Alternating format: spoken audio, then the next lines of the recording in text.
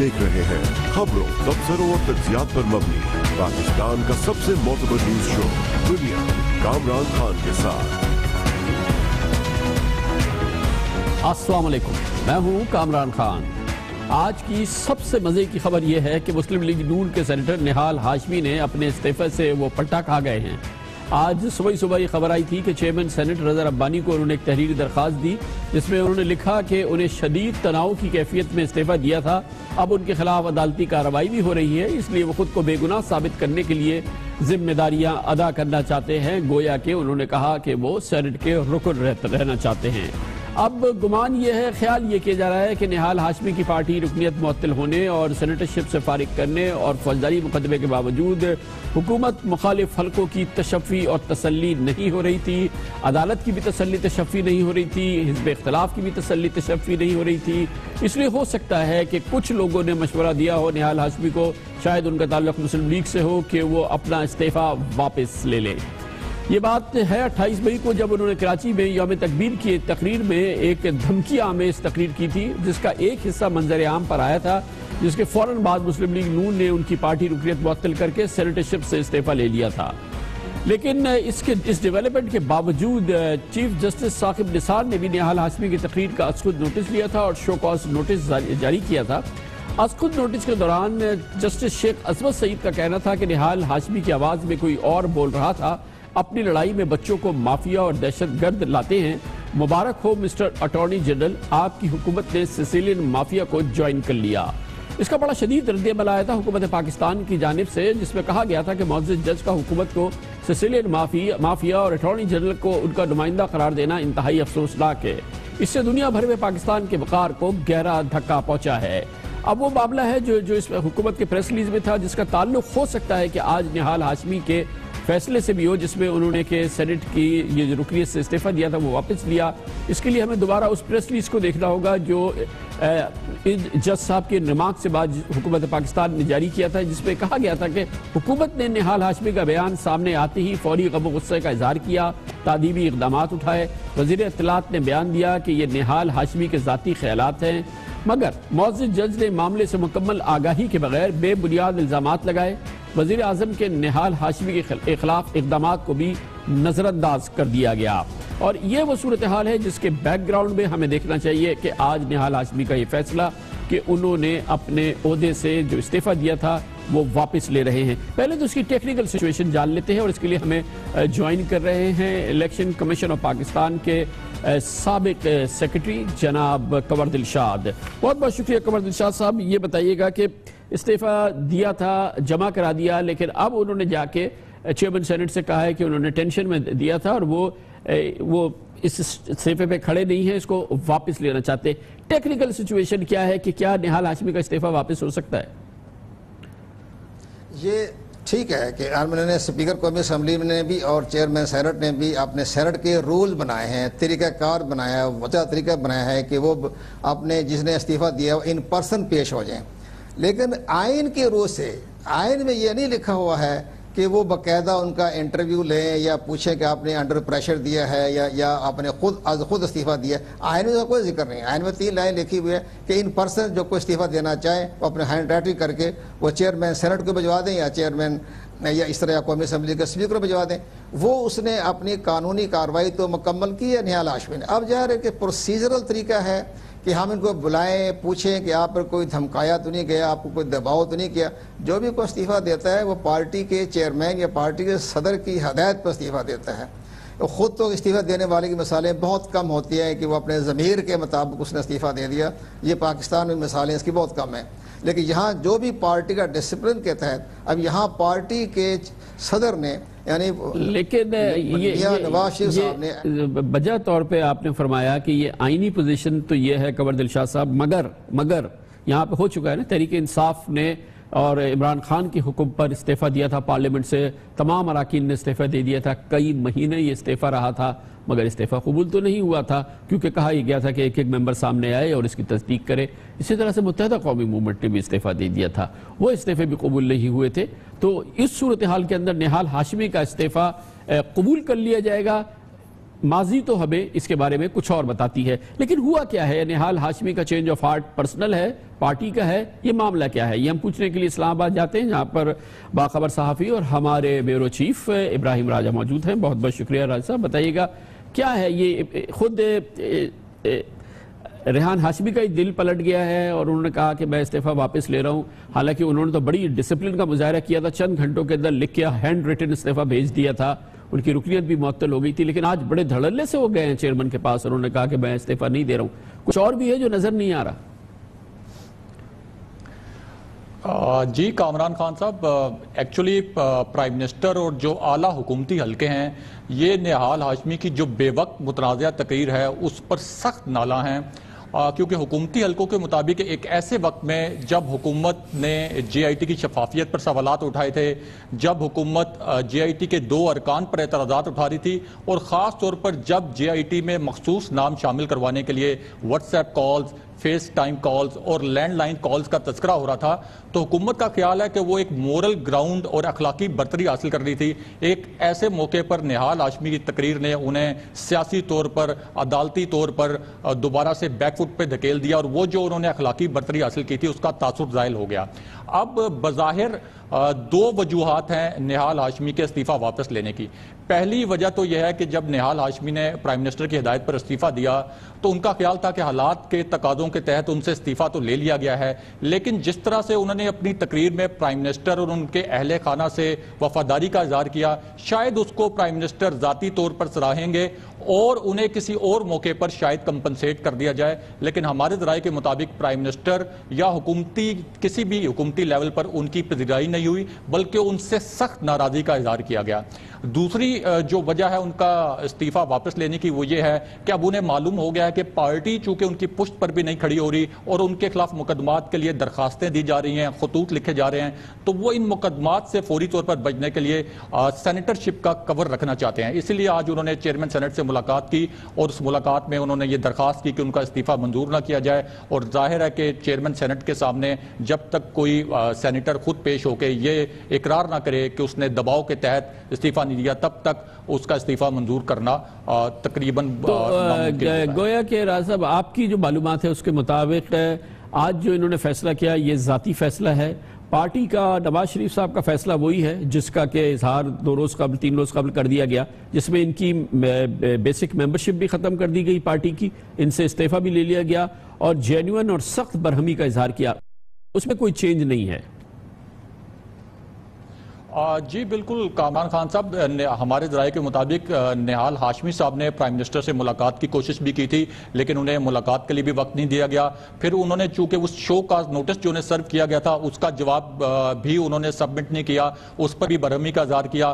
آج ایک 5 رکنی ایک کمیٹی بھی بنائی گئی ہے جو کہ 5 دن کے اندر نہال ہاشمی کے معاملے پر مزید تحقیقات کر کے پرائم منسٹر کو آگاہ کرے گی، اور اس کے بعد ان کے خلاف ایک انضباطی کارروائی کے تحت ایک اقدام اٹھایا جائے گا۔ بہت بہت شکریہ۔ ابراہیم راجہ ہمارے ساتھ موجود تھے۔ کمرشل بریک، اس کے بعد جائیں گے لنڈن، جہاں پر ڈیولپمنٹ ہوئی ہے، تحقیقات آگے بڑھ رہی ہے، تیسرے دہشت گرد کی بھی شناخت ہو گئی ہے، اس کا تعلق اٹلی سے بتایا گیا ہے۔ گویا کہ ان حملہ آوروں میں ایک کا تعلق پیدائش کے حوالے سے پاکستان سے تھا، ایک کا مراکش سے ہے، ایک کا اٹلی اور مراکش سے ہے، ایک بہت ہی ہمجہتی یہ سسٹم تھا، لیکن کوئی گروہ پھر بھی نہیں تھا۔ اس کے بارے میں تازہ ترین معلومات آپ سے شیئر کریں گے چھوٹے سے وقفے کے بعد، کیونکہ ایک اہم خبر یہ آئی ہے لندن سے کہ وہاں پہ تمام امام مساجد نے مل کے فیصلہ کیا ہے کہ ان لوگوں کے نماز جنازہ وہ نہیں پڑھائیں گے، انہوں نے غیر اسلامی فعل کیا، اسلام کو بدنام کیا، اور اس کا بڑا یہ شدید رد عمل ہے جو سامنے آیا ہے۔ وقفے کے بعد اس کی بات کرتے ہیں۔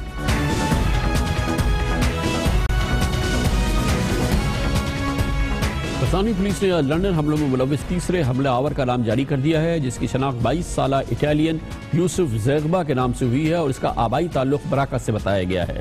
گزشتہ روز پاکستانی نژاد برطانوی شہری خرم شہزاد بٹ اور مراکش اور لیبیا کی دوہری شہریت کے حامل راشد رضوان کے نام سے 2 دوسرے حملہ آوروں کی شناخت ہو چکی ہے۔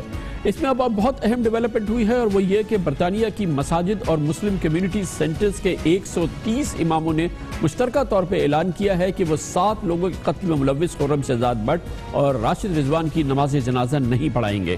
گزشتہ ہفتے مانچسٹر کی مساجد اور اسلامی مراکز نے لیبیائی خودکش حملہ آور سلمان عبیدی کی نماز جنازہ پڑھانے سے بھی انکار کیا تھا اور اس کی مانچسٹر میں تدفین سے بھی معذرت کر لی تھی۔ یہ رد عمل سامنے آیا ہے پوری مسلم کمیونٹی کا اس دہشت گردی کے واقعہ کے حوالے سے۔ آج اس سلسلے میں تحقیقات میں کیا ڈیولپمنٹ ہوئی ہے یہ ہم پوچھتے ہیں۔ اس کے لیے ہم جائیں گے لندن کے بارکنگ کے علاقے میں جہاں پر خرم شہزاد بٹ رہتا تھا، وہاں پہ موجود ہیں ہمارے نمائندے خصوصی اظہر جاوید۔ جی اظہر بتائیے آج کی تحقیقات میں کیا کیا چیزیں سامنے آ رہی ہیں اس وقت اور کیا ڈیولپمنٹس ہو رہی ہیں؟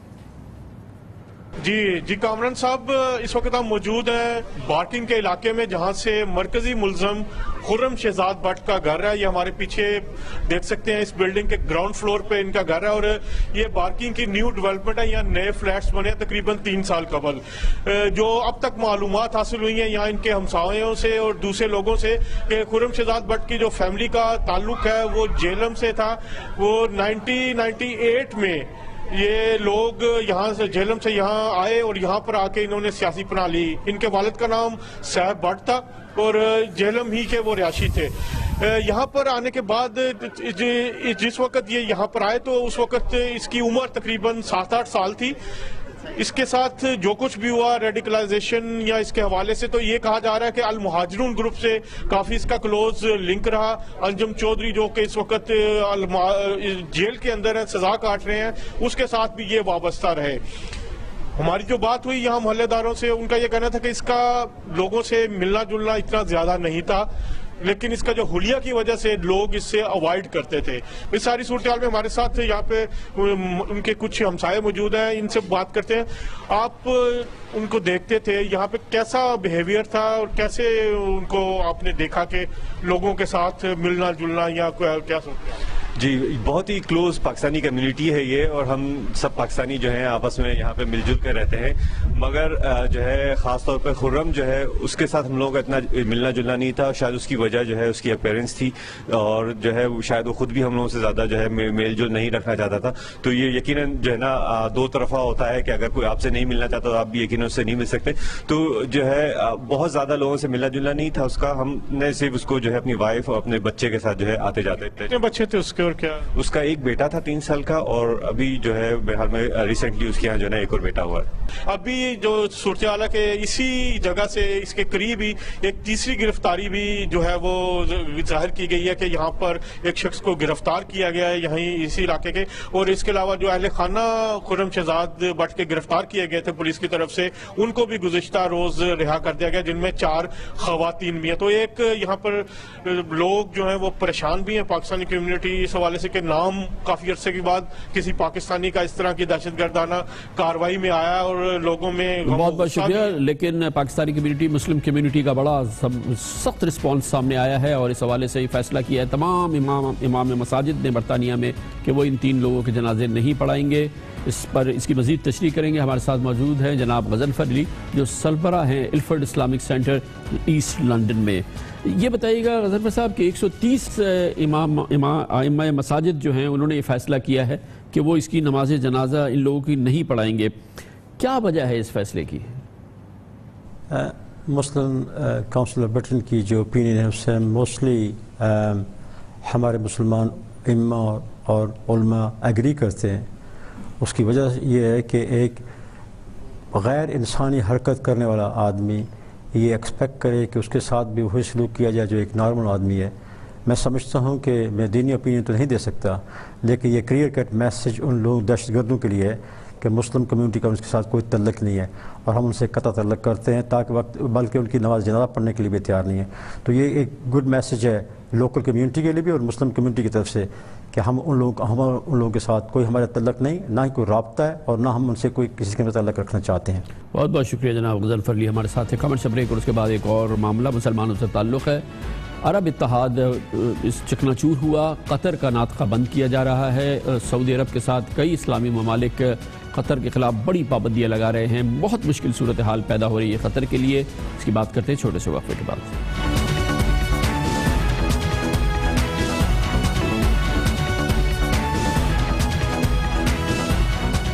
یہ کہا جائے تو غلط نہیں ہوگا کہ اس وقت سعودی عرب، مصر، بحرین، یمن، لیبیا اور متحدہ عرب امارات کی جانب سے قطر کا ناطقہ بند کیا گیا ہے۔ فضائی اور سمندری راستے منقطع کرنے کے بعد اب عرب ممالک کی جانب سے، خاص طور پہ سعودی عرب جس کی قطر کے ساتھ ایک بڑی زمینی سرحد ہے، اس کے راستے مسدود کیے گئے ہیں۔ قطر کی زمینی تجارت اور کھانے پینے کی اشیاء کے نقل و حمل کا واحد زمینی راستہ سعودی عرب کی سرحد سے ہے۔ اس سرحد سے روزانہ ہزاروں ٹرک کی آمد رفت ہوتی ہے۔ ایک اندازے کے مطابق قطر میں استعمال ہونے والی 40 سے 50% خوراک اسی راستے سے آتی ہے، اور یہ سرحد بند ہو گئی ہے، اور اس سے قطر میں خوراک لانے کے فضائی اور سمندری راستے ہی بچیں گے، جو کہ یقینی طور پہ بہت ہی ایک طویل راستے ہیں، مشکل راستے ہیں، اور قطر کے لوگوں کے لیے مشکل صورتحال ہے جو بن رہی ہے۔ اس کے علاوہ 6 عرب ملکوں کی جانب سے پابندی کا قطر ایئر ویز کی پروازوں پر گہرا اثر پڑا ہے، جس کی دبئی، ابوظہبی، ریاض اور قاہرہ کے لیے روزانہ درجنوں فلائٹ چلتی ہیں۔ قطر ایئر ویز کو اپنے فضائی راستے تبدیل کرنے پڑ رہے ہیں، جس کی وجہ سے اضافی ایندھن کے ساتھ فضائی سفر بھی طویل ہو رہا ہے، اور یہ ایک سخت مرحلہ ہے اس وقت قطر ایئر ویز کا۔ قطر کے اندر بھی بڑے مسائل ہو رہے ہیں۔ اس وقت تعمیراتی سرگرمیاں زور پر ہیں، کیونکہ وہاں پہ ورلڈ کپ فٹ بال کھیلا جائے گا، وہاں پہ ایک نئی بندرگاہ بن رہی ہے، ایک میڈیکل زون بن رہا ہے، میٹرو کا منصوبہ ہے، اس کے علاوہ 8 سٹیڈیمز تعمیر کیے جا رہے ہیں، اور ان تمام تعمیراتی کاموں میں استعمال ہونے والا کانکریٹ، اسٹیل اور تمام تعمیراتی سامان زیادہ تر سعودی عرب سے زمینی راستے سے آتا ہے یا اس سے منسلک بحری راستے سے آتا ہے۔ سعودی سرحدوں کی بندش سے سامان لانے میں مشکلات اور اخراجات بڑھیں گے، مگر قطر کا کہنا یہ ہے کہ اسے یہ سرپرستی قبول نہیں ہے، اسے اپنی سوورن اور آزاد حیثیت ہی چاہیے، اور وہ کسی دھونس دھمکی میں نہیں آئے گا۔ گلف کوآپریشن کونسل GCC کا ٹوٹ جانا اور اس حوالے سے جو مزید اثرات ہوں گے، اس پہ بات کرنے کے لیے ہم نے دعوت دی ہے پاکستان کے ممتاز سینئر سفارتکار، سابق سیکرٹری خارجہ محترم نجم الدین شیخ ہمارے ساتھ موجود ہیں۔ بہت بہت شکریہ نجم الدین شیخ صاحب۔ GCC ٹوٹ گئی ہے، اس میں آگے کمپلیکیشنز نظر آ رہی ہیں، کیونکہ کویت اس میں ساتھ نہیں آیا، عمان ساتھ نہیں آیا، سعودی عرب کا ایک بڑا ایلائے جارڈن ساتھ نہیں آیا۔ کیا آپ فیوچر دیکھ رہے ہیں؟ دیکھیے، مجھے تو یہ نظر آ رہا ہے، یہ جو آپ نے بات کی کہ قطر میں مشکلات پیش آئیں گی، کیونکہ ایک ہی ان کی سرحد ہے جہاں سے زمینی طریقے سے ان کے پاس کھانا وانا آ سکتا ہے اور دوسری چیزیں جن کی ان کو ضرورت ہے۔ لیکن یہ یاد رکھیے کہ قطر کے سوورن ویلتھ فنڈ جو ہے اور جو ان کی آمدن ہے وہ کہیں قدر زیادہ ہے پر کیپٹا بنسبت سعودی عربیہ کے یا دوسرے ممالک کے۔ $75,000 پر کیپٹا انکم ہے قطر کی، اور اس کی وجہ سے ان کے پاس وسائل بہت ہیں۔ مشکلات ضرور ہوں گی، لیکن وہ ابھی تک تو مجھے لگتا ہے کہ وہ اس پہ اٹل ہیں کہ ہم اپنی آزادانہ پالیسی رکھنا چاہتے ہیں، اور وہ رکھ سکیں گے کیونکہ ان کے پاس اس قسم کے وسائل ہیں۔ جو مشکل آئے گی وہ یہ ہے کہ اگر انہوں نے کھانا بند کیا تو ایران نے ابھی کہا ہے ان سے کہ ہم آپ کو جو ضرورت ہوں گی آپ کی کھانے وغیرہ کی وہ ہم پرووائڈ کریں گے، اور چونکہ ایران سے وہ یہ چیزیں بھیج سکتے ہیں تو ایک اور پیچیدگی اس میں اچھا ایک اور چیز ہے نا شیخ صاحب، قطر یہ سمجھتا ہے کہ اس کے پاس ابھی بھی وہ ٹرمپ کارڈ اس کے پاس ہے کہ وہ ایک ویری اسٹرانگ امریکن ایلائے ہے، ویسٹرن ایلائے ہے، 10,000 امریکی فوجی اس کے پاس ہے، اور امریکہ اس کو ابینڈن نہیں کر سکتا، اور امریکہ کا انفلوئنس ہے دوسرے کنٹریز پہ، سعودی عرب، UAE وغیرہ پہ، تو فائنلی وہ بروکر کرے گا ان کے لیے ڈیل، قطر کو ابینڈن نہیں کرے گا امریکہ اور ویسٹ۔ یہ بالکل صحیح ہے، کیونکہ اس وقت جو وہاں پہ جنگ ہو رہی ہے اس میں کنٹرول جو ہے وہ دوحہ میں جو امریکن بیس ہے وہاں سے ہو رہا ہے۔ اگر یمن میں جنگ کرنی ہے یا اور جگہ کچھ کرنا ہے تو کنٹرول جو ایئر کنٹرول ہے وہ سب دوحہ کی بیس سے ہوتا ہے۔ یہ ضرور ممکن ہے کہ دوحہ کی بیس جو ہے اس کو شفٹ کر کے وہ تہران لے جائیں، لیکن اس میں 1.5-2 سال لگیں گے۔ میرا اپنا تخمینہ یہ ہے کہ جب سعودی عربیہ کو یہ احساس ہوگا کہ ان کے ساتھ عمان نہیں ہے، ان کے ساتھ کویت بھی نہیں ہے، اور کویت اور عمان دونوں نے یہ واضح کر دیا ہے کہ وہ سمجھتے ہیں کہ ایران ایک بہت اہم ملک ہے اس خطے کا اور اس کے ساتھ مفاہمت ہونی چاہیے، اور اس کے لیے انہوں نے کویت نے ہی یہ رول ادا کیا تھا، یہ کردار ادا کیا تھا کہ انہوں نے جی سی سی کی طرف سے، گلف کوآپریشن کونسل کی طرف سے خط پہنچایا تھا روحانی کو، صدر روحانی کو، اور روحانی کا جواب جو تھا اس کو 30 مارچ کو جی سی سی کے کونسل میں اس پہ بحث اور ڈسکشن ہونی تھی۔ اس ڈسکشن کے کیا نتائج نکلے اس کا ہمیں پتہ نہیں ہے، لیکن یہ واضح ہو گیا تھا کہ ایران کے ساتھ کویت، عمان اور قطر تینوں چاہتے تھے کہ اس کو پہچانا جائے۔ شیخ صاحب، جارڈن جیسا ملک بھی بڑا سٹرونگ ایلائی ہے، بڑا اس کا ڈیپینڈنس ہے، وہ بھی ساتھ نہیں کھڑا ہوا اس معاملے میں۔ نہ صرف یہ، لیکن جب آپ نے لیبیا کا ذکر کیا تو یہ یاد رکھیے کہ لیبیا کے جو آفیشلی ریکگنائز گورنمنٹ ہے اس نے یہ تسلیم نہیں کیا ہے، یہ تو ایک جو ریبل انہوں نے کیا ہے۔ تو جس قسم کی حمایت سعودی عرب کو ملی ہے وہ اس نوعیت کی نہیں ہے جس سے وہ کہیں کہ صاحب دنیا ہمارے ساتھ ہے۔ علاوہ عرب ممالک کے صرف مالڈیوز نے ان کو سپورٹ کیا ہے۔ تو میرا اپنا تخمینہ یہ ہے کہ قطر کسی قسم کی کنسیشن کرے گا، پرہیپس الجزیرہ پہ کنسیشن کرے گا، پرہیپس مسلم بردرہڈ کے سلسلے میں کچھ کنسیشن کرے گا، اور اس کو واپس لائیں گے، اور اس میں امریکہ کا بھی کردار ہوگا، کیونکہ امریکہ کو پتہ ہے کہ اگر دہشت گردی کے خلاف جنگ لڑنی ہے تو قطر کی کوآپریشن ضروری ہو۔ بہت بہت شکریہ، بہت شکریہ جناب نجم الدین شیخ، ہمارے ساتھ سابق سیکرٹری خارجہ۔ مڈل ایسٹ کی تازہ ترین صورتحال پہ بات ہو رہی تھی۔ وقت ہے بریک کا، اس دوران نیوز ہیڈ لائنز بھی آپ دیکھیں گے، جس کے بعد ہم اپنے پروگرام کے بقیہ حصے کے ساتھ واپس آتے ہیں۔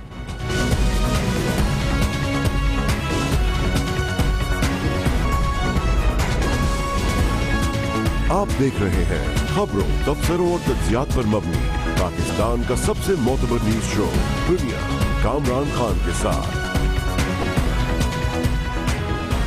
اہم دن ہے آج، پورا 1 سال ہو گیا مسلم لیگ نون کی حکومت کے قیام کو۔ جناب محمد نواز شریف کو وزیر اعظم کا عہدہ حلف اٹھائے ہوئے کل 5 جون کو وہ پورے 4 سال مکمل ہو گئے۔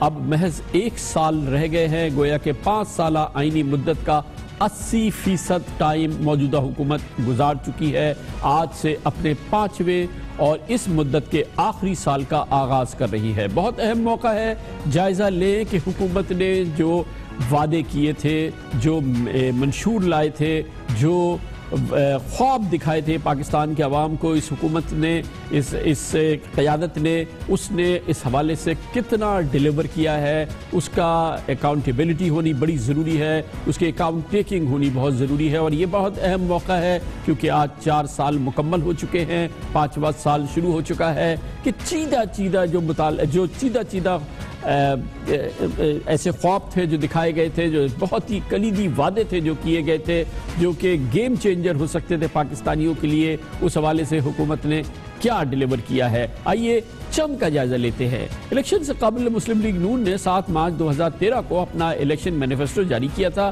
اور اس میں دعویٰ کیا گیا تھا کہ ملکی ایکسپورٹ کو 100 ارب ڈالرز تک لے جائیں گے، لیکن اس مالی سال کے آخر تک برآمدات 20 ارب ڈالر تک رہنے کا امکان ہے۔ گویا کہ جو 2013 میں پاکستانی ایکسپورٹ تھی، جو کہ تقریباً 25 ارب ڈالر تھی، اس سے بھی اب 20% کم ہو گئی ہے۔ 100 ارب ڈالر کا خواب تو پارا ہو گیا ہے۔ ہمارا ہدف پاکستان کی برآمدات کو نجی شعبہ کے اشتراک سے مرحلہ وار 100 ارب ڈالر سے تجاوز کرنا ہے۔ ایک بہت اہم وعدہ تھا، جناب نواز شریف نے کہا تھا کہ سرکاری کوآپریشنز میں اربوں خربوں کا نقصان ہو رہا ہے، جو مشکلیں آئیں گی فوراً دور کریں گے، ورنہ ہمیں حکومت کرنے کا حق نہیں۔ لیکن آج کی صورتحال یہ ہے کہ پاکستان اسٹیل، PIA، وابڈا اور دیگر اداروں کے خسارے ماضی کے ریکارڈ توڑ چکے ہیں۔ مسلم لیگ نون نے 2013 میں جب حکومت سنبھالی تھی، اس وقت PIA، اسٹیل ملز، وابڈا اور دیگر نیشنل کارپوریشنز، ان پر 312 ارب روپے واجب الادا تھے، جو مارچ 2017 میں اب سے 2 ماہ قبل کے اختتام تک 300% اضافے سے 964 ارب روپے ہو چکے ہیں۔ ایک اور تباہ کن ناکامی ہے حکومت کی اس وعدے کے حوالے سے بھی۔ قومی اداروں کو ملکی وقار کا آئینہ بناتے ہوئے انشاءاللہ انہیں منافع بخش اداروں میں ڈھالا جائے گا۔ PIA کو انشاءاللہ ایشیا کی بہترین ایئر لائنز میں شامل کیا جائے گا. ہم ان اداروں کی تشکیل 9 اور بحالی سے 500 ارب روپے سالانہ خسارے پر قابو پائیں گے. بہت دیر کر دی 5 سالوں میں. یہ کام تو پہلے مہینے میں ہونا چاہیے تھا. اگر ہمیں اللہ نے موقع دیا ہم پہلے مہینے اس کے بورڈ آف گورنرز مقرر کریں گے بہترین لوگوں پہ, اور ان کو ایک مینڈیٹ دیا جائے گا کہ اس کو 6 مہینے میں اس کی صحت ٹھیک کر کے ان کو بھی پھر آگے کیا جائے. یقیناً بورڈ آف گورنرز بنے, اچھے بورڈ آف گورنرز بھی بنے, لیکن اس کا مطلب ہے پلاننگ صحیح نہیں تھی, فورس سائٹ صحیح نہیں تھی, اور اس حوالے سے جو مطلوبہ دوسری چیزیں چاہیے تھی وہ سب اویلیبل نہیں تھی. اس وجہ سے یہ بڑی شدید ناکامی ہوئی ہے اس وعدے کے حوالے سے. اس کے علاوہ اور ایسے وعدے تھے جس میں یقینی طور پہ کچھ کیا جا سکتا تھا, مگر وہ گورننس کی خرابی ہے. مثال کے طور پہ وزیر اعظم نے کہا تھا کہ ملک میں یکساں تعلیمی نظام ہوگا, شعبہ تعلیم کے لیے GDP کا 4% مختص کریں گے, لیکن اس سال بھی وفاق اور صوبوں نے مجموعی طور پر صرف 2% بجٹ شعبہ تعلیم کے لیے مختص کیا ہے. یہ وعدہ بھی ناکام ہوا ہے. تعلیم کے لیے وسائل GDP کا 4% تک لے جایا جائے گا. ہم ملک میں یکساں نظام تعلیم رائج کریں گے. نصاب کو عالمی سطح سے ہم آہنگ کیا جائے گا. اساتذہ کے سروس اسٹرکچر کی اصلاح کی جائے گی اور اساتذہ کی تربیت کے خصوصی پروگرامز کا آغاز کیا جائے گا. ملک میں تعلیمی ایمرجنسی کے ذریعے ناخواندگی کا خاتمہ کیا جائے گا. پاکستانیوں کا جب بھی بہت بڑا مسئلہ تھا جب یہ حکومت آ رہی تھی, آج بھی وہی بڑا مسئلہ ہے کہ انصاف کے حوالے سے تیز رفتار انصاف ملے, انصاف کے حصول کے جو مسائل ہیں وہ دور ہوں, لیکن وہ بھی نہیں ہوا. حالانکہ اس سلسلے میں بڑا کلیئر وعدہ تھا جناب نواز شریف کا کہ قانونی اور عدالتی جو طریقہ کار ہے اس کو مختصر بنائیں گے, ماتحت عدالت سے اعلیٰ عدلیہ تک زیادہ سے زیادہ 2 سال میں مقدمات نمٹائے جائیں گے. اس سلسلے میں ظاہر ہے کہ عدالت نے بہت بڑا کام خود کرنا تھا, لیکن حکومت کو اور عدلیہ کو مل کے اس سلسلے میں یہ کلیدی قومی وعدہ تھا جو پورا کرنا تھا. پوری قوم اس کی متمنی تھی اور اس میں بھی بڑی شدید ناکامی ہے. ہم قانونی اور عدالتی طریقہ کار کو مختصر اور آسان بنائیں گے اور پہلے مرحلے میں دیوانی مقدمات کا فیصلہ 1 سال اور اپیلوں کا مرحلہ اگلے 1 سال میں مکمل کیا جائے گا. یعنی سول عدالت سے اعلیٰ عدالت تک فیصلوں میں 2 سال سے زیادہ عرصہ نہیں لگے گا. فوجداری مقدمات میں ٹرائل کورٹ 6 ماہ میں اور اپیلوں کا مرحلہ 1 سال میں مکمل کیا جائے گا. دہلیز پر انصاف کی فراہمی کے لیے دیہی پنچایت اور جرگہ سسٹم کو متعارف کرایا جائے گا. ایک اور بہت اہم معاملہ تھا, وزیر اعظم کا وعدہ تھا کہ وہ ٹرانسپیرنسی کو یقینی بنائیں گے اور اس کے لیے سسٹمز کو ٹرانسپیرنٹ بنائیں گے, جیسے ایک اچھی سویلائز ڈیموکریسیز میں ہوتا ہے. ان کا قوم سے وعدہ تھا کہ ہر شہری کو معلومات تک رسائی حاصل ہوگی. رائٹ ٹو انفارمیشن کا قانون بنائیں گے اور 10 لاکھ سے زیادہ کی سرکاری اخراجات کو, خرید فروخت کو ویب سائٹ پہ جاری کرنا ہوگا تاکہ میں بھی دیکھ سکوں اور ایک عام پاکستانی بھی دیکھ سکوں, مگر دور دور تک ہوتا وہ نظر نہیں آیا. حکومتی معاملات کی شفافیت کو یقینی بنانے کے لیے ہر شہری کو تمام معلومات حاصل کرنے کا حق دیں گے. اس مقصد کے لیے رائٹ ٹو انفارمیشن لا کے نام سے قانون بنائیں گے. 10 لاکھ روپے سے زیادہ کے سرکاری اخراجات کی تفصیلات ہر سرکاری محکمہ اپنی ویب سائٹ پر ڈالے گا تاکہ کوئی بھی پاکستانی شہری یا میڈیا کا نمائندہ سرکاری اخراجات کے بارے میں معلومات حاصل کر سکے. کون پاکستانی اس بات سے انکار کر سکتا ہے, نہ ہی وزیر اعظم کر سکتے تھے نہ پاکستان مسلم لیگ نون, کہ پاکستان متحمل نہیں ہو سکتا اتنے بڑے بڑے صوبوں کو.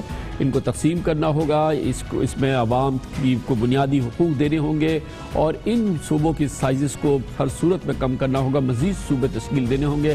وزیر اعظم جناب نواز شریف کو ان کی جماعت میں اس حوالے سے کوئی اعتراض نہیں تھا, بلکہ انہوں نے سلسلے میں بڑا واضح قوم سے وعدہ کیا تھا کہ نئے صوبوں کے قیام کی حمایت کریں گے اور اس حوالے سے بہت کانکریٹ سٹیپس لیے جائیں گے. لیکن 4 سالوں میں سٹیپس تو دور کی بات ہے, اس کا ذکر تک نہیں ہوا ہے. نئے صوبوں کے قیام کے لیے اعلیٰ اختیاراتی کمیشن قائم کیا جائے گا. مسلم لیگ نون ہزارہ, بہاولپور اور جنوبی پنجاب کے نام سے 3 صوبے بنانے کی حامی ہے. جس وقت محترم جناب نواز شریف نے یہ انتخابی منشور اپنا مینیفیسٹو پیش کیا تھا, قوم سے یہ بھی عہد کیا تھا کہ مسلم لیگ نون اگر حقیقی تبدیلیاں نہ لائے تو اس کے وعدے یاد دلائے جائے. گویا کہ اس وقت ہم صرف وہ کر رہے ہیں جو وزیر اعظم کی خود ہم سے درخواست تھی, ہم سے کہنا تھا کہ اگر ہمارے وعدے پورے نہ ہوں تو ہمیں وعدہ ضرور یاد دلائیں. یہ وعدہ بھی ہم ان کو اس وعدہ یاد دلانے کے لیے کر رہے ہیں جو کہ انہوں نے ہم سے کیا تھا کہ اگر وہ ڈیلیور نہ کرے تو ہمیں یہ وعدہ یاد دلائیں۔ کس منشور کی شکل میں ایک ایسی دستاویز قوم کے سامنے پیش کر رہے ہیں جو صرف کچے پکے نعروں اور کھوکھلے خوابوں کا مجموعہ نہیں، ایک ٹھوس عہد نامہ ہے۔ اس سارے مشن کے دوران اس بات کا خصوصی خیال رکھا گیا کہ ہم کوئی ایسا وعدہ نہ کر لیں جس کے تکمیل ہمارے بس میں نہ ہو۔ ہم اپنی حکمت عملی کی بنیاد ٹھوس زمینی حقائق پر رکھنا چاہتے ہیں۔ سبز باغ دکھانے اور ہتھیلی پر سرسوں جمانے والے اور بہت ہیں۔ تو یہ ہے ایک ہیلدی میڈیا کا کردار جو کہ ہم نے ادا کرنے کی کوشش کی ہے۔ 4 سال مکمل ہوئے حکومت کے وعدوں کا ہم نے جائزہ لیا، وزیر اعظم کے وعدوں کا جائزہ لیا اور ان کے جائزے کی روشنی میں کارکردگی کا جائزہ لیا جو ہم نے آپ کے سامنے پیش کیا ہے۔ یہ نہیں ہے کہ صرف ناکامیاں ہیں، کہیں حکومت نے ضرور کامیابی بھی حاصل کی ہیں۔ اس میں خاص طور پہ جو معاملہ شامل ہیں اس میں بہت اچھا اسٹیپ لیا ہے حکومت نے، ہیلتھ کارڈ جاری کیے ہیں، جو ہیلتھ کارڈ جہاں جہاں پہنچے ہیں اس کا پازیٹیو رسپانس بھی آیا ہے اور یہ حکومت کے مینیفیسٹو میں اور وعدوں میں چیز شامل تھی۔ ہیلتھ کارڈ کا ہے جو اس کا جو انیشیٹو ہے، جو اس کی بگننگ ہوئی ہے، یقینی طور پہ یہ اچھا عمل ہے۔ فاٹا اصلاحات کے لحاظ سے گو کہ ابھی کانکریٹ سٹیپ نہیں لیے گئے ہیں لیکن اس کی ریکمنڈیشنز بن گئی ہیں۔ فاٹا کو کے پی کے میں مرج کرنے کے حوالے سے مراحل عبور ہو گئے ہیں مگر اس کا ایکچوئل ہونا باقی ہے۔ یہ بھی یقینی طور پہ حکومت کی ایک اچھی کارکردگی ہے۔ کسانوں کے حوالے سے اسپیشل پیکیجز اور اسپیشل لونز ان کو جو دینے کا وعدہ تھا وہ دیے جا رہے ہیں۔ کسانوں کو ضرور لک آفٹر کیا جا رہا ہے اور خاص طور پہ اس بجٹ میں ان کے لیے بہت ہی بڑی انیشیٹوز کا اعلان کیا گیا ہے۔ اس لحاظ سے کسانوں کے لیے کچھ جو وعدے پورے ہوئے تھے اس کا پورے ہونے کا آثار نظر آ رہے ہیں۔ ترقی کے حوالے سے مجموعی قومی پیداوار جو ہے پاکستان کی وہ بہتر کیفیت میں داخل ہوئی ہے، پہلے سے بہتر صورتحال ہے اور 5% تک جی ڈی پی کی شرح ہو چکی ہے اور وہ اب کسی صورت میں بہتری کی طرف ہی گامزن ہے۔ پاکستان کا انفلیشن بھی کم ہوا ہے، مہنگائی کی سطح جو ہے وہ کافی حد تک سٹیبل رہی ہے اور اس حوالے سے ڈیولپمنٹ جو ہے وہ بہتر ہے جو کہ اس وقت نظر آ رہی ہے۔ ٹیکس جنریشن جو نیچرل ہوتا ہے وہ ہو رہا ہے مگر ابھی اس میں بہت کچھ کرنا باقی ہے۔ گویا کہ یہ ایک مکس ریکارڈ ہے مگر کچھ کلیدی اقدامات، کلیدی فیصلے ایسے وعدے ہیں جو کہ پورے نہیں ہوئے ہیں اور اس کے لیے محض 1 سال حکومت کا رہ گیا ہے جو کہ ہم پھر یاد دلائیں گے جب الیکشن کا وقت آئے گا کہ حکومت کے اپنے وعدوں کی تکمیل کہاں تک ہوئی ہے۔ کمرشل بریک اس کے بعد ایک بار پھر افغانستان کا رخ کریں گے۔ کل ہم نے وہاں کی جو خطرناک صورتحال ہے وہ آپ کے سامنے رکھی ہے، ڈیسپریشن کا عالم ہے وہاں۔ آج 25 ملکوں کی ایک امن کانفرنس بھی ہوئی ہے۔ ایک بار پھر اشرف غنی نے پاکستان پہ ہی الزام لگایا ہے کہ ان کی حکومت، ان کی رٹ تحلیل ہو رہی ہے، آدھے سے کم ملک پہ ان کا اختیار رہ گیا ہے، ذمہ دار پاکستان ٹھہرا ہے مگر آج انہوں نے بہت ہی شدت سے، بہت ہی زور سے طالبان سے کہا ہے کہ وہ آئیں، ان سے مذاکرات کریں، وہ ہر صورت میں جہاں وہ کہیں گے ان سے بات کرنے کے لیے تیار ہیں۔ اس کی بات کرتے ہیں چھوٹے سے وقفے کے بعد۔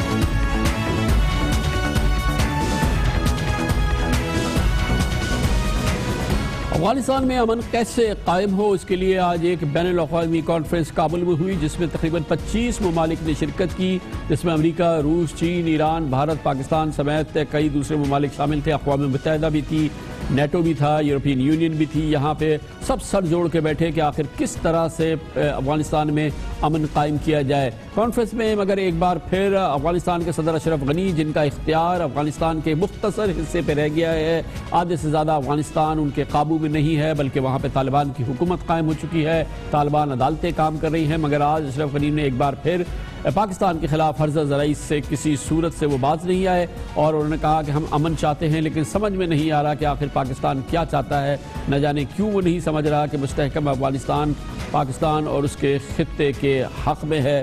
آج اس بین الاقوامی کانفرنس میں اشرف غنی نے وہی پرانا رونا رویا۔ From the day I took office, جس دن سے میں نے آفس سنبھالا، قومی اتحادی حکومت اور میں نے پاکستان کو زیتون کی شاخ پیش کی جسے قبول نہیں کیا گیا۔ ہم نے 2 طرفہ، 6 فریقی، 4 طرفہ اور یہاں تک کہ کثیر الجہتی مذاکرات کیے تاکہ تنازعات اور دہشت گردی کا کوئی حل نکل سکے، لیکن اس میں ہمیں کامیابی نہ ہوئی۔ ہم پاکستان کے ساتھ امن چاہتے ہیں۔ چیلنج یہ ہے کہ ہم سمجھ نہیں پا رہے کہ پاکستان کیا چاہتا ہے۔ ایسا کیا ہو کہ پاکستان یہ سمجھ جائے کہ ایک مستحکم افغانستان ان کے اور خطے کے حق میں بہتر ہے۔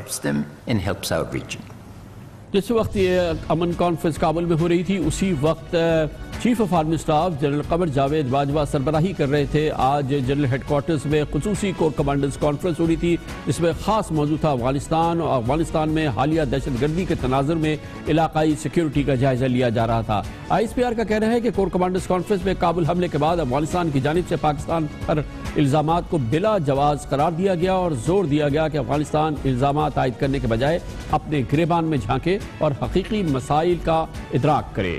کور کمانڈرز نے دہشت گردی اور شدت پسندی کے خلاف جنگ میں افغانستان کی معاونت جاری رکھنے کا عزم اظہار کیا اور دہشت گرد حملوں میں قیمتی انسانی جانوں کے نقصان پر افسوس اور افغان عوام کے ساتھ اظہار یکجہتی کیا۔ اس عزم کا بھی اعادہ کیا کور کمانڈرز نے کہ پاک فوج وطن عزیز کو ہر قسم کے خطرات سے محفوظ رکھنے کے لیے تیار ہے۔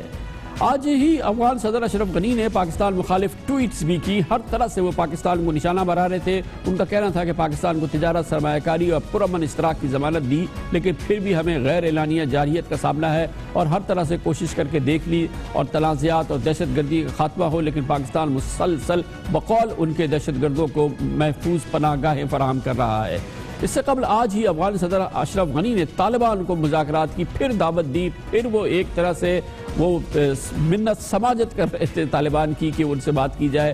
اس بین الاقوامی کانفرنس میں صدر اشرف غنی کا کہنا تھا کہ اگر طالبان امن عمل میں شریک ہو تو قومی دھارے میں لانے کے لیے حکومت انہیں دفتر بھی کھولنے کی جگہ فراہم کرے گی۔ جہاں چاہے گا طالبان ہم ان کے ساتھ بات کر لیں گے۔ We've already said that we aim for peace. ہم پہلے ہی کہہ چکے ہیں کہ ہم امن چاہتے ہیں لیکن امن اس وقت تک قائم نہیں ہو سکتا جب تک طالبان گروپس بھی ایسا نہ چاہیں۔ امن مذاکرات کے محل وقوع کا باہمی اتفاق سے تعین ہمیں قبول ہوگا، چاہے کابل میں یا اس سے باہر، اور جب دونوں فریقین اس بات پر اتفاق کر لیں کہ امن کے روڈ میپ پر کام کرنا ہے تو ہم طالبان کے نمائندوں کو آفس کھولنے کی اجازت دے دیں گے تاکہ دونوں فریقین بحفاظت مل سکیں۔ یہ آخری موقع ہے، یا تو مان جائیں ورنہ ہمارے متحدہ غضب کا سامنا کریں۔ Of the united wrath of a nation that is grieving but determined. بول تو رہے تھے اشرف غنی ان کی زبان میں مگر ایک لکنت تھی کیونکہ ان میں کانفیڈنس نہیں تھا، کیونکہ جس وقت یہ امن کانفرنس ہو رہی تھی کابل کی سڑکوں کو بختر بند گاڑیوں سے بھرا ہوا تھا، وہاں پہ بختر بند گاڑیاں گھوم رہی تھی، فضائی نگرانی کی جا رہی تھی، لیکن عین اس وقت جس وقت کانفرنس ہو رہی تھی اسی وقت کابل کے ریڈ زون میں بھارتی سفارت خانے کی حدود میں ایک راکٹ آ کے گرا مگر اس سے کوئی بڑا نقصان نہیں ہوا۔ دوسری جانب ایک بار پھر افغانستان کے صوبے ہرات میں مسجد کے باہر کھڑی موٹر سائیکل میں بم دھماکے سے 7 افراد ہلاک ہوئے، 15 زخمی ہو گئے۔ رمضان کے دوران ہی افغانستان میں حالیہ دہشت گردی کے دوران 200 کے قریب لوگ ہلاک ہو چکے ہیں اور حالت افغانستان کی دگرگوں ہے۔ پاکستان کا اس سلسلے میں کیا رسپانس ہے، اس پوری صورتحال پر ہم پاکستانی رسپانس حاصل کریں گے، مربوط پاکستانی موقف ہمیں فراہم کریں گے۔ ہمارے ساتھ موجود ہیں محترم سرتاج عزیز جو وزیر اعظم کے مشیر برائے خارجہ بھی ہیں۔ بہت بہت شکریہ سرتاج عزیز صاحب، فرمائیے گا کیا فیڈ بیک ہے آج جو یہ امن کانفرنس ہوئی ہے اور اس میں بہرحال اشرف غنی نے تو وہی اپنی باتیں دہرائی ہیں لیکن مجموعی طور پہ ہمارا فیڈ بیک کیا ہے، ہماری ریپریزنٹیشن کیسی رہی؟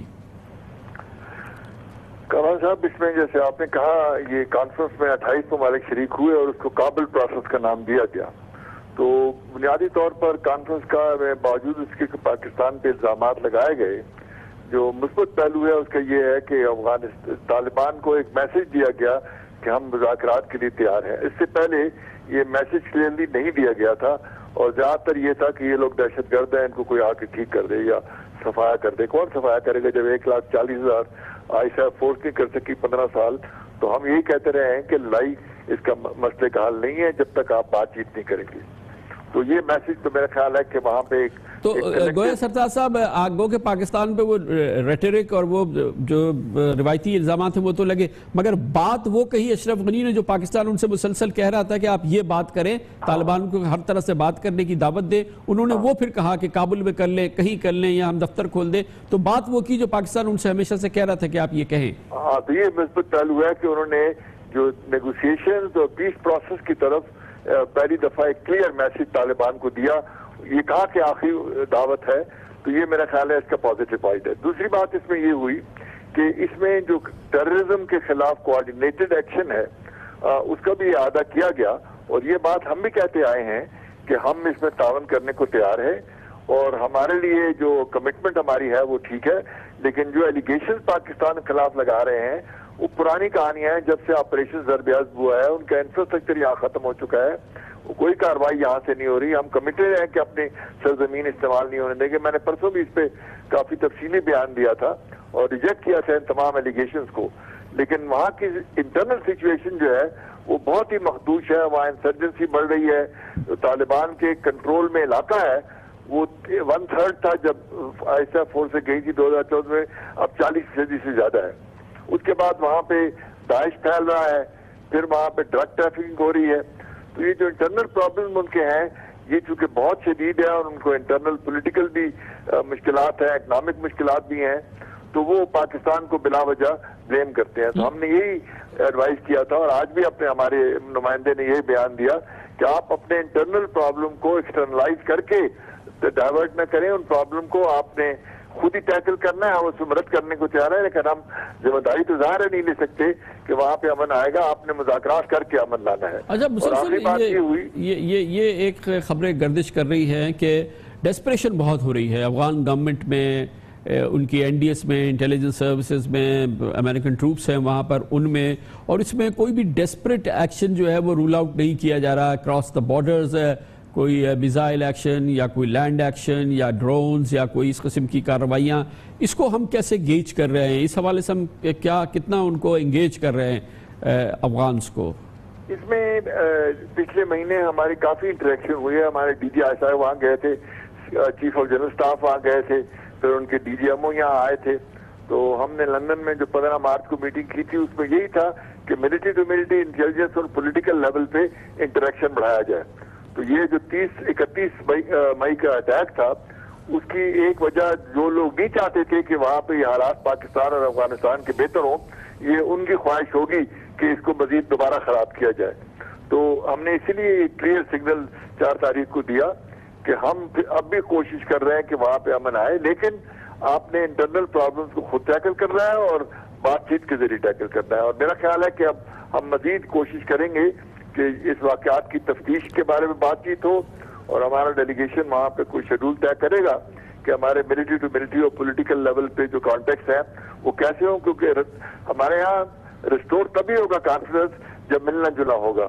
تو ہمارا ابھی بھی جیسے آج کور کمانڈرز نے بھی کہا کہ ہم ان کی مدد کرنے کو تیار ہیں. افغانستان ہمارا بہادر ملک ہے، ہم ان کی مدد تمام کر رہے ہیں. سردار صاحب اس میں اصل چیز ہے ڈپلومیسی. تو جب وار بھی ہو رہی ہوتی ہے اس وقت اس کا کام ہو رہا ہوتا ہے. جو کانٹیکٹس کی آپ بات کر رہے ہیں، آئی ایس آئی کانٹیکٹ یا سی جی ایس کانٹیکٹ یا جی ایچ کی کانٹیکٹس، یہ سارے ملٹری کانٹیکٹس ہیں. لیکن جو ڈپلومیسی کے کانٹیکٹس ہوتے ہیں، جو ہمیں بڑی پرو ایکٹیو ڈپلومیسی سے اس صورتحال کو انگیج کرنا ہے، افغانیوں کو انگیج کرنا ہے، اس میں ہم لگتا ہے ہمارا بڑا لیک لسٹر رسپانس ہے. ہم اتنی ایگریسولی ان چیزوں کو پرسو نہیں کر پا رہے ہیں. نہیں، یہ ٹھیک نہیں ہے. ہم نے مثلا تمام پولیٹیکل پارٹیز کی ایک بہت بڑا delegation, parliamentary delegation speaker national assembly کی سربراہی میں بھیجا تھا، جس کی بہت اچھی ملاقاتیں ہوئی ہیں.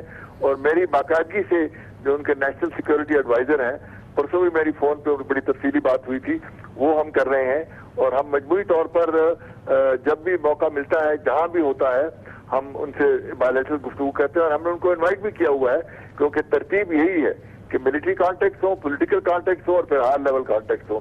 تو اس وقت ہم اپنی طرف سے ہماری نیت بھی ٹھیک ہے، ہم کوشش کر رہے ہیں، لیکن افغانستان کے اندرونی حالات جو ہیں وہ بدقسمتی سے اچھے نہیں ہیں اور اس میں ان کو آپ کتنا فیسیلیٹیٹ کریں گے؟ آج جو اشرف غنی نے کہا ہے کہ ہم طالبان سے ہر جگہ بات کرنے کے لیے تیار ہیں، ان کے ٹرف پہ بات کرنے کے لیے تیار ہیں، یہ انہوں نے کہا کہ ان کی شرطوں پہ تیار ہے، مگر اب بہت زیادہ ولنگنس دکھائی جائے. پاکستان کتنا فیسیلیٹیٹ کر سکتا ہے اس چیز کو، کتنا معاونت کر سکتا ہے؟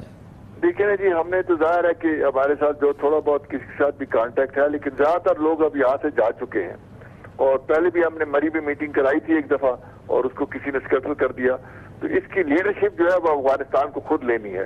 ہم سے اگر چاہیں گے کہ اگر کوئی ایسے ناصر ہیں ان سے بیان دے کر یا قطر آفس کے ذریعے تو ہم کر سکتے ہیں، لیکن اس کی زیادہ ذمہ داری افغانستان کی اپنی ہے.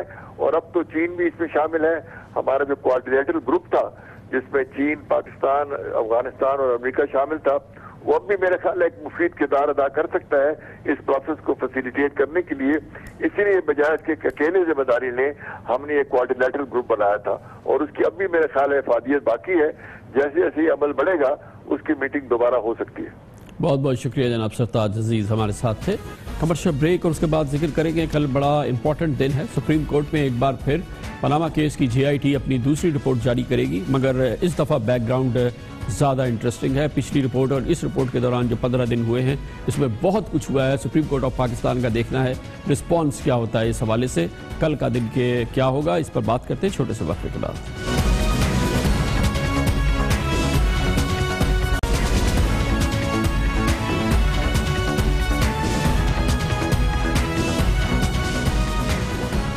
پاناما کیس کی جے آئی ٹی کے حوالے سے کل کا دن ایک بہت اہم دن ہے. کل دوسری رپورٹ یہ J I T supreme court of Pakistan میں پیش کرے گی. اس کا حکم تھا کہ ہر 15 روز میں report supreme court of Pakistan میں جمع کرائی جائے، اور اس سے پہلے جو رپورٹ جمع کرائی گئی تھی 15 روز قبل، اور آج کی کل جو رپورٹ پیش کی جائے گی اس کے دوران بہت اہم ڈیولپمنٹس ہوئی ہیں. اس دوران جناب حسین نواز شریف کئی بار جے آئی ٹی میں پیش ہو چکے ہیں. جناب حسن نواز شریف وزیر اعظم کے چھوٹے صاحبزادے جے آئی ٹی میں پیش ہو چکے ہیں.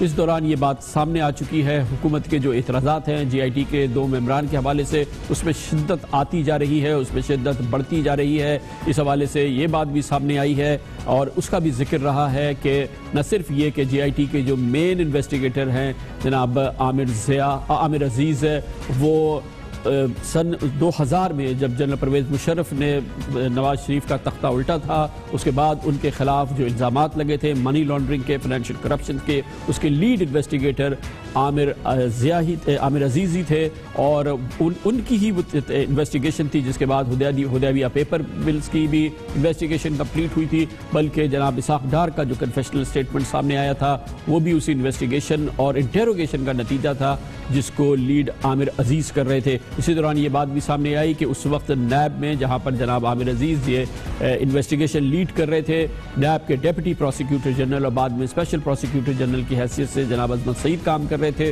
جب سپریم کورٹ آف پاکستان کی اس خصوصی بینچ میں ایک بڑے اہم جج ہیں جناب جسٹس شیخ عظمت سعید.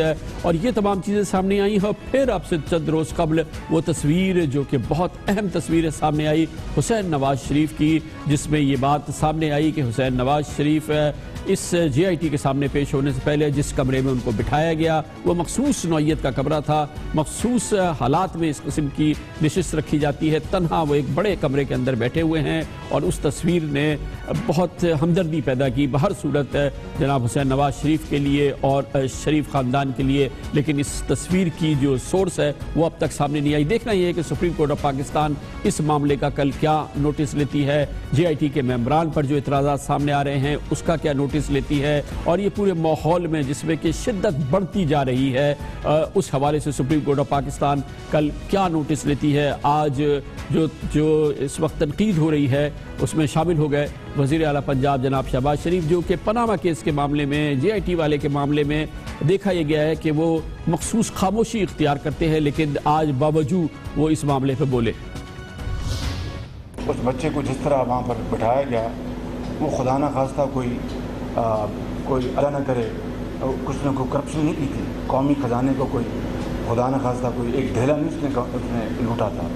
کڑا احتساب کریں، وکٹمائز نہ کریں. اور یہ جو وکٹمائزنگ جو سیاست ہے اس کو ہمیں خیر بات کہہ دینا چاہیے. بے رحم آپ اکاؤنٹیبلٹی کی بات کرتے ہیں. انصاف وہ انصاف ہو جو کہ اکراس دا بورڈ ہو.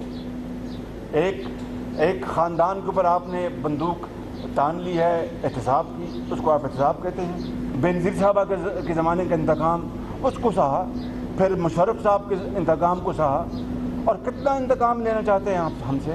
میں سپریم کورٹ کو میں ملتمس ہوں، ہاتھ جوڑ کے کہتا ہوں کہ آپ یہ ضرور کریں شریف خاندان کی اکاؤنٹیبلٹی، مگر it should be across the board. کل جب سپریم کورٹ آف پاکستان ملے گی تو اس کے سامنے یہ بات بھی سامنے ہوگی کہ قطری شہزادے حامد بن جاسم الثانی نے جی آئی ٹی میں پیش ہونے کے تینوں آپشنز مسترد کر دیے ہیں. جی آئی ٹی نے قطری شہزادے کے پاکستان آنے، ویڈیو لنک پر بیان ریکارڈ کرانے یا پھر جی آئی ٹی کے 2 ممبرز کا قطر جا کے ان کا بیان لینے کے آپشن دیے تھے. لیکن اطلاع کے مطابق قطری شہزادے نے جی آئی ٹی کو اپنے جواب میں لکھا ہے کہ یہی کافی ہے کہ سپریم کورٹ میں پیش کیے جانے والے 2 خطوط ان کے ہیں، ان پر دستخط بھی انہی کے ہیں، اسی لیے وہ جے آئی ٹی کے سامنے پیش ہونا ضروری نہیں سمجھتے.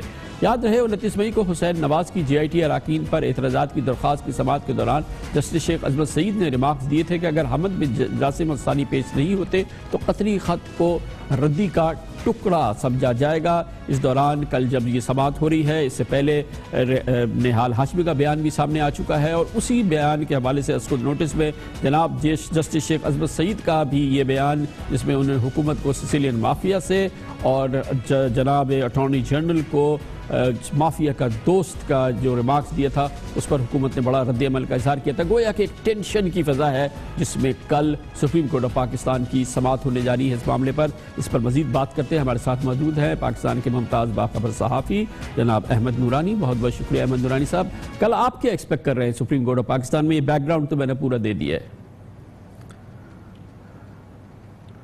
جی کل کے دن تو صاف ظاہر ہے ایک جی آئی ٹی رپورٹ ہے جو کہ فورٹ نائٹلی پیش ہونی تھی، وہ کل پیش ہوگی اور اس میں جو بھی جی آئی ٹی کی اب تک کی فائنڈنگز ہیں وہ سامنے رکھی جائیں گی اور ججز اس میں معاملے کو آگے لے کے چلیں گے. میرا خیال ہے کہ جی آئی ٹی کی رپورٹ سے زیادہ جو ڈیولپمنٹس ہوئی ہیں پچھلے چند دنوں میں وہ شاید زیادہ موضوع گفتگو رہیں.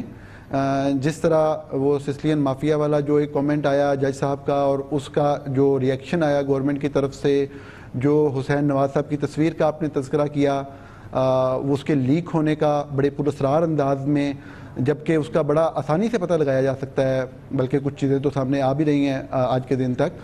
تو اگر آپ کل کی ہیئرنگ کے بارے میں اسپیسیفکلی پوچھ رہے ہیں تو کل میرے خیال میں جے آئی ٹی کی اب تک کی فائنڈنگ سے زیادہ یہ جو ان دنوں میں جو ڈیلی بیسس پر جو آپ کہہ رہے ہیں یہ جو سائٹ ڈیولپمنٹس ہے اس میں خاص طور پہ یہ تصویر کا جو معاملہ ہے، کتنی تشویش ہوگی سپریم کورٹ آف پاکستان کو جے آئی ٹی کے معاملات کے حوالے سے؟ ایک تو تصویر، اس کا لیک ہو جانا، اس ماحول کا سامنے آنا، اور ظاہر ہے کہ ابھی اسی ماحول میں پیش ہونا ہے اسحاق ڈار صاحب کو بھی، اطلاعات کے مطابق مریم نواز شریف صاحبہ کو بھی. کیا اسی ماحول میں انہوں نے بھی اسی انداز میں بیٹھنا ہے؟ خبریں یہ تھی کہ حسین نواز شریف کو 2 گھنٹے شاید انتظار بھی کرانا پڑا اور پھر حسن نواز کا بھی ہوا، یہ ساری چیزیں. تو سپریم کورٹ کے سامنے یہ جو تصویر سے جڑی ہوئی چیزیں سامنے آئی ہیں، یہ کیا تشویش کا باعث ہو سکتی ہے سپریم کورٹ کے لیے؟ تشویش کا باعث ہو سکتی ہے یا نہیں میں تو شاید اس بارے میں کچھ نہ کہہ سکوں، لیکن بہرحال کمر صاحب میں آپ کو ایک چیز بتاؤں گا کہ جب سے یہ کیس شروع ہوا ہے جو پاناما کا کیس ہے، سپریم کورٹ نے سنا جو کہ سنا جانا چاہیے تھا، بہت ضروری تھا، رولنگ فائنل لال تھی، ایک پروسیڈنگز ہوئیں، پھر جے آئی ٹی کا آرڈر کیا گیا، یہ سارا کچھ شاید بالکل صحیح طریقے سے چل رہا تھا. یکدم اس میں کچھ ایسی ڈیولپمنٹس ہوئی ہیں جس نے شاید اس پروسیس کو تھوڑا سا مشکوک بنا دیا ہے. کاش ایسا نہ ہوتا. جو حکمران خاندان کا کیس ہے اس میں کچھ ڈیفیشنسیز ہیں، کچھ لیکوناز ہیں جو کہ میڈیا بھی ہائی لائٹ کرتا رہا، اور اگر یہ پروسیس بڑا ٹرانسپیرنٹلی ہوتا تو لوگوں کا اس کے اوپر اعتماد بنتا. جس طرح آپ تصویر کے لیک ہونے کی بات کر رہے ہیں، ابھی آپ یہ دیکھ لیں کہ جو یہ جوڈیشیل اکیڈمی جہاں پہ یہ پروسیڈنگز ہو رہی ہیں، اس کا انتظام اور انتظام جو سارا ہے اندرونی، بیرونی سیکورٹی تو ہمیشہ پولیس دیتی ہے، وہ سپریم کورٹ کے پاس ہوتا ہے. جب سے یہ پروسیڈنگز سٹارٹ ہوئی ہیں اس کی جے آئی ٹی کی، تو یہ وزارت دفاع کے پاس جو اندرونی معاملات ہیں وہ ان کے پاس چلے گئے. وہ تھا جے آئی ٹی میں آرڈر تھا کہ جو سیکریٹریل سپورٹ ہے وہ کسی سے بھی لی جا سکتی ہے، تو شاید وزارت دفاع سے لی گئی ہوئی ہے. تو ابھی اس کا کنٹرول جو تھا اندرونی معاملات کا وہ جے آئی ٹی کے ممبرز کے پاس تھا یا وزارت دفاع کے لوگوں کے پاس تھا. ابھی یہ چیز لیک ہوئی ہے اور آج کے دن تک تیسرا یا چوتھا دن ہے، ابھی تک یہ چیز سامنے نہیں آ سکی. تو یہ جو پروسیس ہے اوور لیکن سپریم کورٹ کیا اس کی اس ویکنس کو یا اس لیک کا کسی کو ذمہ دار ٹھہرا سکتی ہے کہ آفٹر آل جب یہ اتنی بڑی چیز ہوئی ہے کہ تو جے آئی ٹی کے فلاں صاحب جو ہیں اس کے ذمہ دار ہیں، اور اس پر کوئی کارروائی بھی کر سکتی ہے سپریم کورٹ؟ کامران صاحب بالکل میں نے آپ کو جس طرح عرض کیا کہ یہ کوئی بہت مشکل کام نہیں ہے. تصویر کی لیک ہونا صرف 2-3 لوگ ہیں وہاں پہ جن کے کنٹرول میں یہ سارا کچھ تھا, اور اگر سپریم کورٹ ایسا نہیں کرے گی, میں یہی عرض کر رہا ہوں کہ یہ پروسیس کنٹروورشل ہوتا چلا جا رہا ہے. یہ بہت اچھا پروسیس چل رہا تھا, بالکل صحیح طریقے سے چل رہا تھا. اس طرح کی بہت ساری چیزوں سے بڑے شکوک و شبہات پیدا ہوتے چلے جا رہے ہیں. یہ والا معاملہ ہے, وہ واٹس ایپ کال والا معاملہ ہے, جس طریقے سے اپنی مرضی کے, اپنی پسند کے لوگ لانے کی کوشش کی گئی جے آئی ٹی کے اندر. وہ لوگ جو ایک مخصوص پس منظر رکھتے ہیں, اس نے سارے پروسیس کے اوپر بہت سیریس سوالات کر دیے ہیں. اور میں آپ کو یہ بتاؤں کہ اگر اس پروسیس کو اس طریقے سے, جس طریقے سے چل رہا ہے, اس کو مکمل ہو بھی گیا تو اس کی فائنڈنگز کو کوئی مانے گا نہیں. اچھا, اس میں آپ اس کو بھی کاؤنٹ کر رہے ہیں کہ آپ کہہ رہے ہیں کہ یہ واٹس ایپ کالز کے ذریعے, فیس ٹائم کالز کے ذریعے, لینڈ لائنز کے ذریعے جو رجسٹرار کا رول رہا اسپیشل بینچ بننے سے پہلے, یہ جو فارمولیشن تھی اس کی جے آئی ٹی کی وہ ہو رہی تھی. اور اس میں خاص طور پہ یہ جو عامر عزیز صاحب کا معاملہ ہے, کیونکہ یہ جو سن 2000 کی ساری انویسٹیگیشن 100% انہوں نے لیڈ کی ہے, اور ان کا اس میں انکلوژن ہونا, اس کو آپ کہہ رہے ہیں کہ یہ اس معاملے کو ڈاؤٹ فل بنا رہا ہے, اور پھر جو پورا پروسیس ہوا جس طرح سے جے آئی ٹی بنائی گئی. جی بالکل کامران صاحب, دیکھیں جے آئی ٹی کا جو آرڈر آف دا کورٹ ہے, جو پناما ججمنٹ اپریل 20 کو آئی, اس میں 7 دن کے اندر اداروں کے سربراہوں نے نام دینے تھے. وہ نام 7 دن کے اندر آ گئے. اب جب 7 دن پورے ہوئے تو پھر یہ کالز جاتی ہیں اداروں کے سربراہ کو. واٹس ایپ یا فیس ٹائم کال بعد میں ہوتی ہے, پہلے لینڈ لائن سے کال کیا جاتا ہے کہ آپ واٹس ایپ پہ آ جائیں, ہم آپ کو کال کرنے لگے ہیں, اور وہاں پہ کہا جاتا ہے کہ آپ اس بندے کا نام بھیج دیں, ایس سی سی پی کو بھی اور اسٹیٹ بینک کو بھی. اب وہ دونوں لوگ ایک خاص پس منظر رکھتے ہیں جن کو لوگ جانتے ہیں. جو عامر عزیز صاحب ہیں, ان کا سکینڈل آپ نے بریک کیا, وہ ساری اپنے بیک گراؤنڈ اور ساری اپنے جو پچھلی تفصیلات تھیں وہ لوگوں کے سامنے رکھ دیں. تو بات یہ ہے کہ اگر آپ نے اس پورے پروسیس کو صحیح طریقے سے کنکلوڈ کرنا ہے تو آپ انڈیپینڈنٹ, امپارشل, وہ لوگ, عامر عزیز صاحب تو پہلے اپنی فائنڈنگ دے چکے ہیں, ان کی فائنڈنگ کورٹ کے اندر ثابت نہیں ہوئی ہے. میں تو یہ چاہوں گا کہ جو پناما کیس, جو حدیبیہ پیپر ملز کا کیس بھی ہے, اور میں نے یہ بات کئی دفعہ لکھی بھی کامران صاحب, کہ اگر آپ جو ہمارے وزیر خزانہ ہیں اسحاق ڈار صاحب, ان کے بیان کو, جو ریٹن بیان ہے جس کو وہ نہیں آن کرتے, اگر آپ اس کو سائٹ پہ بھی رکھ دیں تو وہ فیکٹس جو اس کے اندر لکھے گئے ہیں ان کی انویسٹیگیشن تو ہو سکتی ہے, لیکن وہ انویسٹیگیشن وہی لوگ کیسے کر سکتے ہیں جو پہلے وابستہ تھے. مگر احمد صاحب, اس میں ایک اور چیز بڑی امپورٹنٹ ہے نا, ابھی تک آپ نے ذکر نہیں کیا. بہرحال ایک بڑا کرٹیکل رول تھا نا محترم جسٹس شیخ عظمت سعید کا, جو کہ اس وقت ڈیپٹی پروسیکیوٹر جنرل تھے, پھر اسپیشل پروسیکیوٹر تھے, اور یہ تمام تفتیش جو تحقیقات ہوتی تھی عامر ضیاء صاحب کی, یہ عزیز صاحب کی, یہ ظاہر ہے کہ پروسیکیوٹر جنرل کے پاس جاتی تھی, اور پھر یہ کیس پلیڈ کیے گئے ہیں, اور یہ تمام چیزیں جو ہیں یہ تو اس کو ڈائریکٹلی اون کیا ہے اور کیا ہے اور اس کو کنسٹرکٹ کیا ہے محترم شیخ عظمت سعید نے.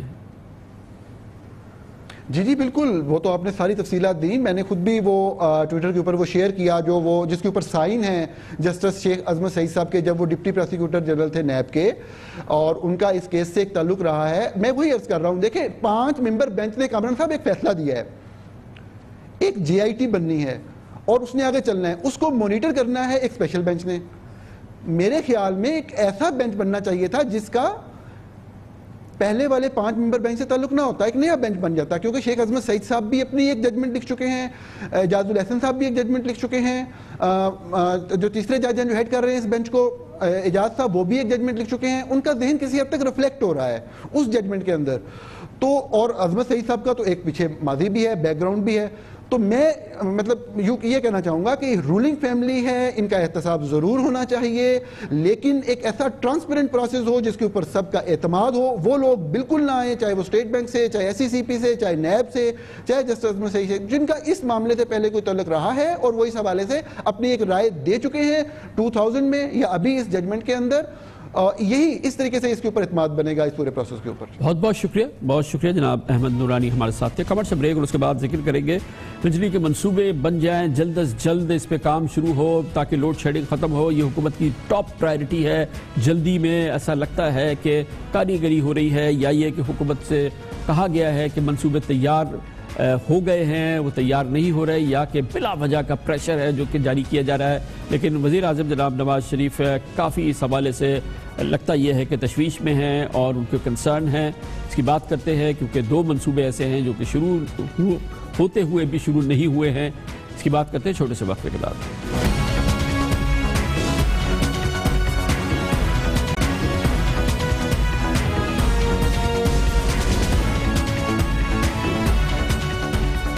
تیسری بار پرائم منسٹرشپ کے اس مدت کے آخری سال میں وزیر اعظم جناب نواز شریف کا بنیادی فوکس یہ ہے کہ بجلی کے منصوبے پورے ہوں، ملک میں لوڈ شیڈنگ ختم ہو، لیکن اس حوالے سے ان کو فرسٹریشن کا بھی سامنا ہے اور وہ تازہ کیس ہے جو سامنے آیا ہے، جس سلسلے میں آج انہوں نے کابینہ کی بجلی سے متعلق خصوصی کمیٹی کا ایک اجلاس بھی منعقد کیا اور اس میں مختلف جو ڈپارٹمنٹس ہیں ان کی کارکردگی پر خاصی برہمی کا اظہار کیا۔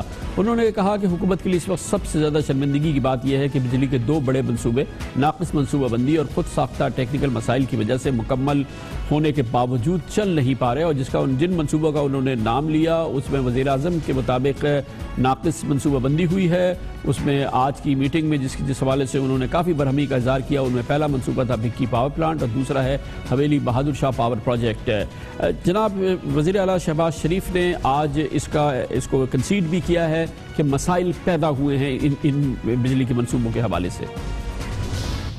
کوئی ٹیکنیکل فالٹ ہے، دیکھیں مشینری آ جاتا ہے، اس کو دن رات اس پر کام ہو رہا ہے، بہت جلد اللہ نے چاہ دعا کریں، اللہ نے چاہ تو چل پڑے گا، لیکن سائی وال میں تو کوئی پرابلم نہیں آیا، وہ 1300 میگا واٹ دے رہا ہے، تو جو اچھی چیز ہے وہاں پر ایک پرابلم آ گیا ہے۔